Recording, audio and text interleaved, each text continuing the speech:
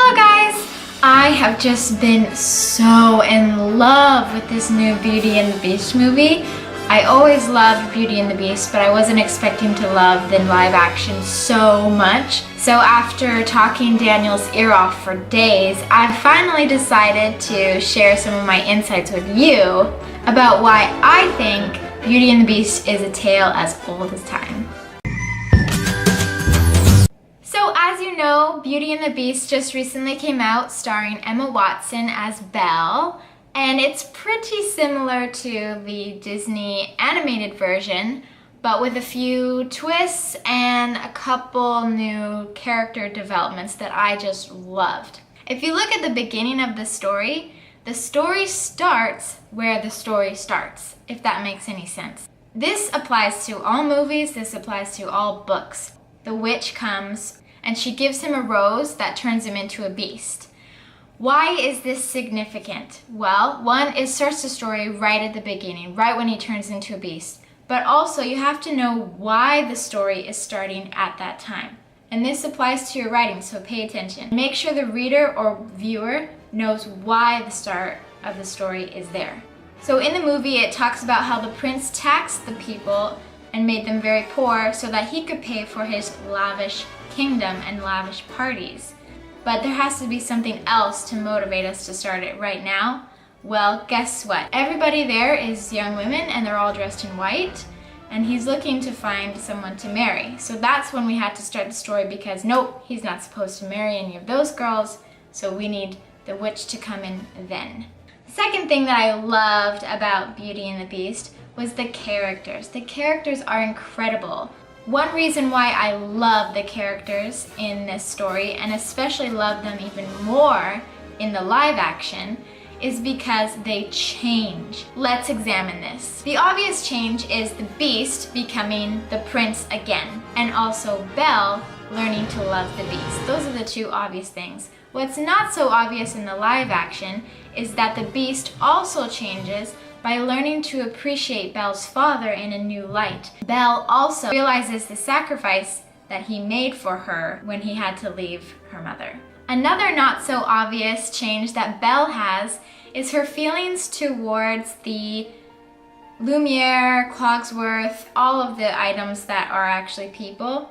She says this in the song Days in the Sun. It's not just the physical freedom that she's talking about here, it's also the emotional attachment that she has to all of these people or objects, one that even if she left, she'd still never be the same because of the way they've imprinted her heart. Maurice changes. Gaston goes from town hunk to basically a murderer. And then there's the castle servants who, Mrs. Potts says in the live action film, did nothing to stop the prince from becoming a horrible person, but now changed to be very involved in his life. Another great element of writing or filmmaking that I loved about this movie was their element of foreshadowing, and there is foreshadowing all over the place in this movie. The reason why this is an awesome but not necessary element of writing is because if you foreshadow something, the reader automatically feels incomplete. Examples in the movie were, in the very beginning you see all of the main characters, Cogsworth, Lumiere, Mrs. Potts, all of those characters we see, but all of them we see only just a part of. Lumiere, Cogsworth, all those guys, you never see their face.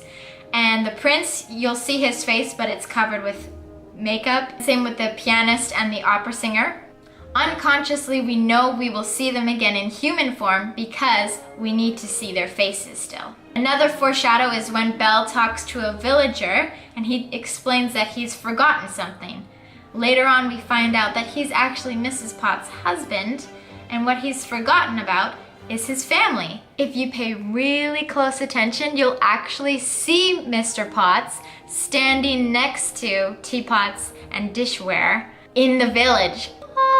And another thing that I loved about the movie is that there's a bunch of hidden symbols. For example, when she is talking about this prince in chapter 3, you'll notice that she's completely surrounded by flowers, and in particular, roses. So you see why foreshadowing isn't a necessary element of storytelling, but it does add a lot. And it makes you feel so much more satisfied at the end when all these loose ends are tied up.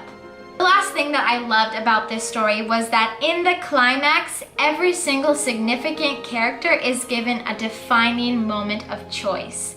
This defining moment, which you have to have in your writing, determines who the character ends up to be in the end. The Beast lets Belle go. This shows his true nature and that he really does love her. It also emphasizes that he is no longer a beast. And then, to top it off, he doesn't even kill Gaston, which proves ultimately that he has changed. To free her father, Belle has to choose to take his place, and it's very important that she sees the Beast first before she takes his place, so that we as viewers know that she knew what she was getting herself into and she still did it. When she's finally back with her father, she chooses to go back to the castle to help the Beast. It's interesting to note that she actually chooses the Beast twice. Once in the beginning when he's bad, and once when he's good. And lastly, Gaston. Oh, Gaston. He chooses in the climax to fight the Beast, and when the Beast gives him the chance to run away, he chooses to come back and kill the Beast. This defining moment in him costs him his life, and it shows what character he truly was inside. So there you have it, guys. That's all I have to say about Beauty and the Beast. There are so many other things I could say, but I'll stop right there. I would love to hear your thoughts on Beauty and the Beast. What did you like? Did you notice any other foreshadowing or characters that have changed from the beginning to the end? Let me know in the comments below. Like and subscribe if you're interested in more writing videos. I've got a lot coming up in the future. You can also find me on Instagram, and the link for that is below. Thank you so much for watching. I'll see you later, guys. Bye.